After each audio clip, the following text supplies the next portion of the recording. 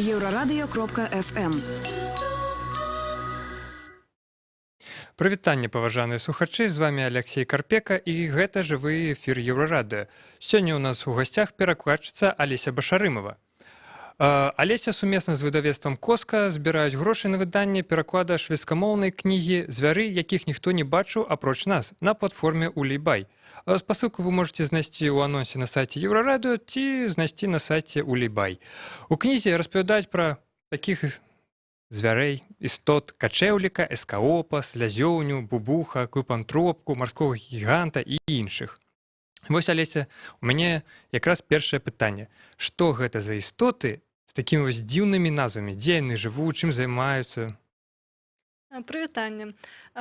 Гэтыя істоты прыдуманыя аўтарамі шведскім і фінскай аўтаркай. Шведскі аўтар гэта вядомы дзіцячы пісьменнік Ульф Старк, і фінская аўтарка адна з самых выбітных сучасных аўтарак увогуле ў паўночнай Еўропе, з Фінляндыі, Лінда Бундестам. Яны спачатку задумалі стварыць кнігу бестыярый пра розных такіх экзатычных прыдуманых звяроў, і таму Лінда хацела натхніцца, хадзіла ў розныя музеі ў розных краінах, дзе выстаўленыя чучелы розных звяроў. Хацела імі натхніцца, але ў выніку яны пачалі наадварот яе прыгнятаць. І тады яна пачала назіраць за наведнікамі музеяў і спрабаваць убачыць іх унутраных звяроў. Так што гэтыя ўсе дзіўныя звяры, гэта звяры, которые жывуць унутры нас. У кожным з нас мы можам адчуваць сабе нейкім з гэтых звяроў у залежнасці ад сітуацыі або ў залежнасці ад нашага характару, ад нейкіх нашых асаблівасцяў. А вось чым вас зацікавіла гэтая кніга? Чаму вы яе вырашылі менавіта гэтую кнігу перакласці? Насамрэч, я зацікавілася гэтай кнігай, як толькі я убачыла анонс пра яе выхад у свет. Это было ў 2016 годзе, калі гэтая кніга выйшла. Таму што да гэтага я ўжо перакладала, але гэта кніга таксама не выдадзена, перакладала кнігу Ульфа Старка і Лінды Бундестам. Такі чарнавы пераклад назвы — гэта «Моя маленькая міленькая малеча», гісторыя празаічная пра шэрую такую вялікую істоту, которая не ведае ніякіх колераў, не ведае ніякай радасці ў жыцці, і яна сустракае такую маленькую іскрынку, што падае да яе з неба, і іскрынка вучыць яе разнастайнасці, розным колерам гэтага свету. І на адным з разваротаў, які вось якраз мне запомніўся з той кнігі найбольш, там паказаныя розныя звяры, проста намаляваныя звяры, і ў іх нейкія дзіўныя назвы, як і ў гэтай кнізе, пра которую я сёння расказваю. І калі я ўбачыла, што вось цэлая кніга пра такіх звяроў, ды яшчэ з вершамі пра іх, я вельмі зацікавілася. І потым Надзя Кандрусевіч прывезла мне яе з паездкі ў Швецыю, каб я магла перакласці.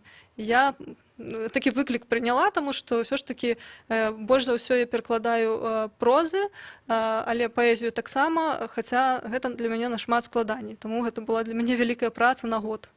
Я так разумею, вось гэты асобнік, які ў нас у студыі, гэта шведскае выданне? Так, менавіта. Вось распавядзіце, што з сябе ўяўляе гэтая кніга? Ілюстрацыі, хто зрабіў, вершы. Так, кніга, вось я магу пагартаць яе трошкі. Значыць, з ілюстрацыямі, выкананымі ў такой цікавай тэхніцы калаж, але не толькі калаж, і малюнкі таксама сама ад рукі Лінда Бундестам стварала. Яна, значыць, спачатку робіць такія замалёўкі на паперы, таксама выразае нешта, збірае нейкія выразкі, можа быць, з газет, з нейкіх дзіўных такіх паперак, з паездак у розныя краіны. Вось, прывозіць гэта ўсё дадому, у яе там шмат гэтага ўсяго, яна з гэтага матэрыялу нешта робіць, выразае, потым гэта ўсё скануе, на камп'ютары робіць такія прыгожыя ілюстрацыі. І класна, што ўсе яны і па колерах такія густоўныя, і канцэптуальна ўсё так падабрана, то бок нават скрозь кнігу можна бачыць нейкія гісторыі пра гэтых звяроў, нейкія звяры пераходзяць са старонку на старонку, сустракаюцца разам, і ўся яна зробленая ў адзіным стылі. Вось, і нездарма кніга адразу ж атрымала шэраг намінацый, шэраг прэмій у паўночнай Еўропе, рэальна выклікала цікавасць. Я ведаю, што вось у Беларусі шмат выходзіць апошнім часам перакладаў са шведскай мовы, той же кнігі Юі Вісландер, Свена Нуртвіста «Мамаму», «Йордіс», там кніга Гуніо Бергстрема, суперкніга пра Біла з Бовою, ну і іншыя. Вось чым было абумоўлена вось такая цікавасць да шведскай літаратуры і тым больш да шведскай дзіцячай літаратуры? Ну, вось усе кнігі, што вы пералічылі, гэта чалавек, які над імі працаваў, гэта Надзя Кондрусевіч, якая стварыла трошечкі больш за год таму сваё выдавецтва. Выдавецтва, якое займаецца якраз выданнем якаснай шведскай дзіцячай літаратуры на беларускую мову ў перакладзе. Вось, таму адзін актыўны чалавек фактычна абумоўлівае такую сітуацыю на рынку, што сапраўды у нас шмат кніг перакладзеных са шведскай мовы для дзяцей, і нездарма, таму што шведская дзіцячая літаратура вельмі моцная, там многа якасных кніг, насамрэч, вялікае поле для дзейнасці, ёсць што перакладаць. Вось, таму здорава, што такое выдавецтва стварылася, і вось мы разам з ёй якраз хочам гэту кнігу выдаць. Але выдавецтва ж маладое, яму толькі вось больш за год, і ўжо Надзя даволі многа кніг выпусціла, 6 ці 7 кніг ужо выйшлі, і каб выдаць гэтую новую кнігу, нам патрэбныя сродкі, і мы запусцілі краўдфандинг кампанію на тое, каб кніга пабачыла свет. Так што паглядзім, засталося 11 дзён. Вось, калі мы паспеем сабраць усю суму, то здорава, кніга выйдзе па-беларуску, яна таго вартая. А калі не, то, на жаль, не выйдзе гэтая кніга. Да, кніга ўжо сабрала каля 40% з неабходнай сумы, то бок гэта крыху больш за 3500 рублёў. Неабходна 9 тысяч. Вось вы таксама перакладалі дзіцячыя кнігі там Тувы Янсен пра мумітроляў, Эвы Сусы і Бенджаміна Шо «Снежны чалавек», але пры гэтым, ну гэта дзіцячыя кнігі, але пры гэтым вы перакладалі таксама паэзію Эдыт Сёдергран і нобелеўскага лаўрэата Тумаса Транстрёмера. І вось што вам перакладаць цікавей? Дзіцячую літаратуру і вершы, ці ўсё ж такі вось такіх паэтаў, як Транстрёмер? Гэта частае пытанне, насамрэч, што цікавей перакладаць. Но я стараюся перакладаць тое, што мне цікава, то бок усё гэта мне цікава. Вось, я сама сябе ўнутры адчуваю дзіцём. У мяне такая тэорыя, што кожны чалавек, ён у ім адразу закладзены нейкі ўнутраны ўзрост. Вось, і таму са мной заўсёды гэты ўзрост дзіцяці, то бок я памятаю, як калі ў дзяцінстве там многія дзеці хацелі вырасці, таму што яны адчувалі сябе некамфортна ў тым узросце, вось, то я, наадварот, заўсёды хацела заставацца дзіцёнкам, і, ў прынцыпе, унутры адчуваю, што я так і засталася. Таму мне цікава перакладаць дзіцячую літаратуру. Але таксама та літаратура, якая лічыцца не дзіцячай, ўсё адно я ў ёй бачу штосьці сугучнае мне.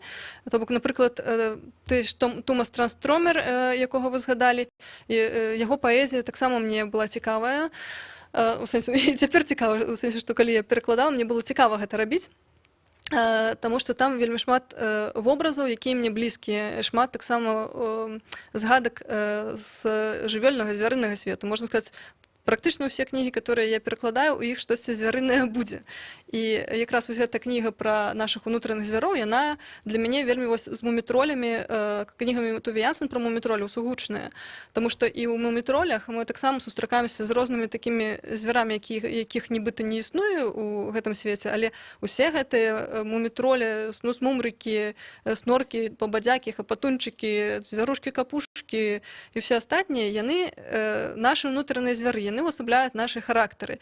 І класна тое, што ў кнігах Тувы Янсен няма асуджэння аўтарам гэтых персанажаў, няма нейкай ацэнкі. І вось у кнізе пра унутраных звяроў Ульфа Старка, Лінды Бундестам таксама няма гэтага. Проста вось якія ёсць. Мы бачым гэтую размаітасць, вучымся прымаць яе, разумець, што побач могуць быць людзі, якія вось з такімі асаблівасцямі, або звяртаюць увагу, што ў нас унутры вось такія могуць быць асаблівасці. Вось, таму гэта для мяне вельмі каштоўна. Разумеў. Я так разумею, вы пераклалі Тувы Янсена колькі кніг? Одну, дзве? Ой, зараз палічу. Потому што першую кнігу перакладала Наста Лабада. Другую кнігу мы перакладалі разам, і трэцюю перакладала я. Гэта была такая першая партыя, па-моему, у 2010 годзе, у 10-11 гэта ўсё выйшла, потым ужо гэта ўсё выходзіла з вялікімі перапынкамі. Вось, і, напэўна, выйшла ўсяго 5 кніг, значыць, 3,5 пераклала я, палічыла. А ці плануецца яшчэ вось перакладаць? Я Так. ведаю, што кніг пра мумітролю вельмі много, Іх вельмі шмат. 9 кніг, калі лічыць менавіта такія аповесці, таму што ёсць яшчэ і кніжкі-карцінкі, вось 4 кнігі-карцінкі, ёсць яшчэ і коміксы. Вось што датычыцца гэтых 9 кніг, 2 пераклады ўжо даўно гатовыя, і пакуль што яны ляжаць і чакаюць свайго часу. Ну, гэта ўсё фінансавыя праблемы, як заўсёды ў нашай выдавецкай справе. Ну, сітуацыя такая, што не так гэта лёгка выдаць кніжку на рынок. Таму дзеці вырастаюць ужо, і яны прачыталі першых мумітроляў, і ўжо фактычна гэтыя дзеці дарослыя, лічыце. Вось, тому што 10-й год быў у нас 9 гадоў таму. Я так разумею, што ў Швецыі няма ніякай установы, напрыклад, як інстытут Гёте ці польскі інстытут, якія падтрымоўваюць пераклады вось шведскай, ну, нацыянальнай літаратуры на іншыя мовы, как вось больш распаўсюджваць. То бок У Швецыі ёсць установа падобная. Ёсць такая культурная рада, напрыклад. І туды у культурную раду можна падаваць заяўкі, але яны не фінансуюць выданне кніг цалкам, допустим, так? Калі гэта кніжка-карцінка, то толькі ў гэтым выпадку яны могуць даць або не даць нейкі грант на выданне, але гэта пакрые толькі там нейкі маленькі працэнт ад усяго выдання. А выданне такіх кніг, яно насамрэч дарагое, таму што гэта, ну, напрыклад, гэта кніга, тут 52 старонкі каляровай, кожная старонка каляровая, калі яе вось памацаць, вось можаце патрымаць у руках, яна такая афсетная папера, і вокладка такая прыемная на вобмацак, то бок яна не глянцавая, то бок усё гэта трэба падабраць, патрэбную паперу, каб яна была па якасці, каб яна была шчыльная, каб не прасвечваліся гэтыя ўсе каляровыя малюнкі, каб заліўкі клаліся роўненька. Гэта ўсё вялікія грошы на выданне. Нават калі, ну, параўнаць па таўшчыні, допустим, 52 старонкі, можа быць, для дарослага чалавека гэта гучыць як кніга не тоўстая. Але для дзіцячай кнігі каляровай гэта вельмі вялікі аб'ём, тому што калі параўнаць з Мамаму або Пэцаны Фінду з гэтай кнігі, яны 26-32 старонкі для параўнання. То бок гэта, ну, практычна ўдвая большага аб'ёму кніга. Адпаведна, і у нас бюджэт закладзены даволі вялікі на вуллі, на краўдфандынгу. Прычым частку, гэта толькі частка бюджэту, то бок мы нейкія грошы мы знайшлі, мы пазычылі, каб дакласці і выдаць. Але як бы, калі не збярэцца тое, што вось абазначана на вуллі, то, на жаль, больш ніякіх сродкаў на выданне няма проста. Колькі вы плануеце вось выдаць асобнікаў? Асобнікаў 1000. Гэта, як бы, ну, такі аптымальны наклад, таму што менш за гэта выдаць не атрымаецца, бо тады проста асобнік атрымаецца адзін залаты. Калі друкаваць, то 1000, як бы, мінімум, каб нейкая нармальная цана за кнігу атрымалася. Плюс правы. Мы ж купляем правы і на малюнкі, і на тэксты, і там таксама ёсць мінімальны нейкі аб'ём, на который ты можаш купіць гэтай правы. 1000 гэта мінімальны аб'ём. Вось, таму 1000, а 2000 ўжо дакладна не пацягнем, таму што гэта вельмі вялікія грошы будуць, а вось на 1000 мы размахнуліся. Спадзяемся, што чытачы знойдуцца. Калі грошы збяруцца, якія далей планы? Што яшчэ вось плануецца перакласці, можа нешта выдаць? Так, глядзіце, планаў у нас шмат, менавіта вот звязаных з гэтай кнігай.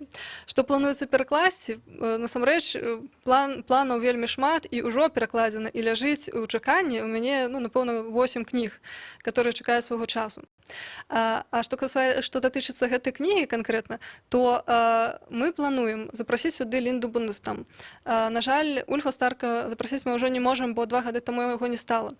Ён бываў у Беларусі, і я пыталася ў Лінды, ці расказваю што-небудзь пра свае паездкі. І ён казаў, што ён вельмі быў уражаны тым, як цёпла публіка прымала. І, в прынцыпе, я часта даволі чую ад пісьменнікаў такія водгукі, што публіка цёпла прымае. Я зразумеў, Алеся. Але наш час скончыўся. У нас у гасцях была перакладчыца Алеся Башарымова, якая распавядала нам пра новую кнігу на беларускай мове, звяры якіх ніхто не бачыў апроч нас, якую вы можаце паддзяржаць на платформе Улібай. Дзякуй. Дзякуй. Маеш спадарожнікавую талерку, у нас